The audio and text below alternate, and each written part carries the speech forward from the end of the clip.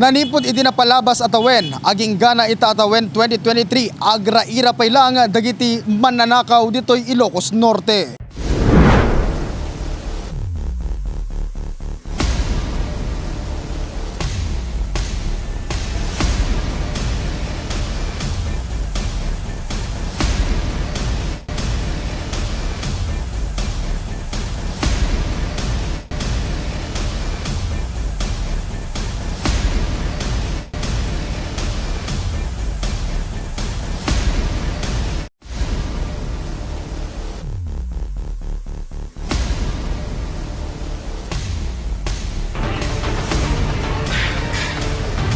Cosmo.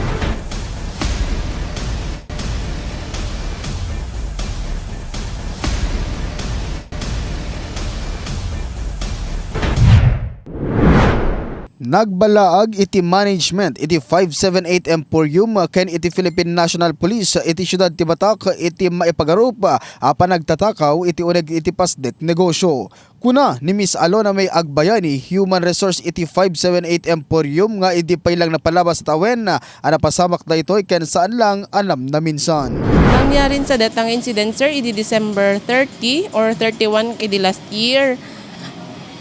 Aware kami mo sir nga adu ti customer mi kadata nga time since seasonal, holiday season. DJ ngamin customer sir, aware summit nga nakalak DJ bag na. Ngem ada ngamin talo nga babae nga imuli ka dayta. So nasiputan da siguro nga DJ customer or ni ma'am nga DJ napukawan. Inipit-ipit da. Hanamit nga nasiputan siguro nga po ta siksikan ti tao ka dayta nga time. DJ pa nang ipit-ipit da ken pa nang sursurot da since nakuhanan mi CCTV. Nilukatanda. Nimet customer nga napukawan, hana napansinin. Sana lang napansinin, idimeg, bayad ka ni cashier, awan di wallet nan. Kiusapan na ti guards mi, nga mabalbalin i-freeze da, tagpakapkap. Ngem daksang gasat sir ta, imuno na nga nakarwarda gidi, nakaala di wallet nan. Ma'am no, i-describe tayo dito'y suspect anati langada. Kaslang met lang normal da lang may nag-shopping sir. Kaslanghan mo nga makitaan suda nga isuda ket agtatakaw. Tengarod ko namin upon entry da pelaan ket ma-check mo may inspect mo ti bagda. So meaning to say DJ pa nag-exit dan awan met ti kahinahinala kanya no diket di DJ laeng pan nag-exit da nga kaslang awan anyamanan awan mo chinaping da nga sa balin. Ta DJ incident ngamin ka DJ sir ket ka DJ pa nag-gout da DJ bagda naka-shopping basket da. Hindi rin more than handamit nga nagbayad or anything. Basta remorda lang. Ma'am, agbubuya data ti kaduan dito Ilocos Norte ngem umay dito'y mismo nga establishmento yo ken kadagiti daduma pa nga establishmento anat ti balaag mo kadakwada ma'am. Kadagiti na ayat nga umay lat namang suporta mangingit ited kanya miti inaldaw-aldaw nga pa nag-shopping da. Iwasan tayo latan nga agitugot ti ado nga gamgamit tayo, especially alahas kwarta, dakkel nga gatad. Aglalalo kat hanyo nga ma-checkon ti tao no sino ti mas mapagkatiwalaan. Ingatan dalatan, ikip da. No mabalbalin nga kailangan lang siya exact amount nga mabalin da nga usaran iso lang. Nagpakandak di allegedly nga dati kasta nga pasamak nagkandak tayo iti initial nga investigation nagpa-review tayo iti CCTV dito'y Emporium.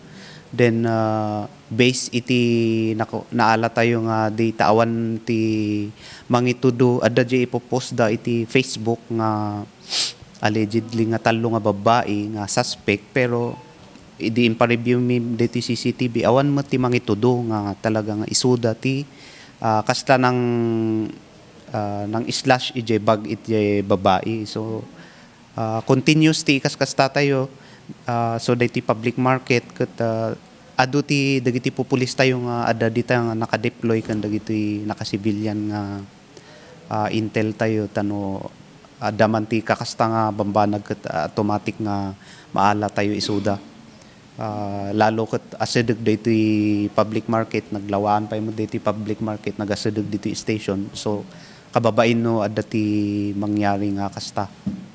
So arami din tayo mati kabailan tayo tapno ma-prevent tayo dagita daddo mga krimen nga mangyari dito sakop tayo dito Batak City.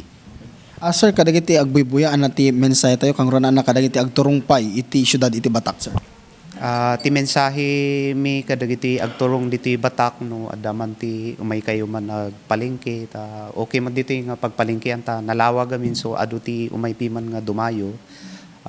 I-secure tayo dagiti bags, dagiti wallets tayo, dagiti importante nga belongings tayo. At least nakakabil mismo dito harapan ti kwa tayo dagiti bag tayo hanyo nga ikabkabil iti hanga secured halimbawa dito likod para just in case na for security purposes para just in case na adadan man dagita kastaga yung mga agtatakaw edi ma-prevent tayo nga dagos. So kas diti maikuha kada kayo i-secure yung tigamit yun umay kayo. Although hanlang mo nga diti Batak although dagiti mapanan yung nga lugar dagiti malls kasi dapat secured lata dagiti belongings tayo iti bagbagi tayo dapat nakakabil dagiti bags tayo dito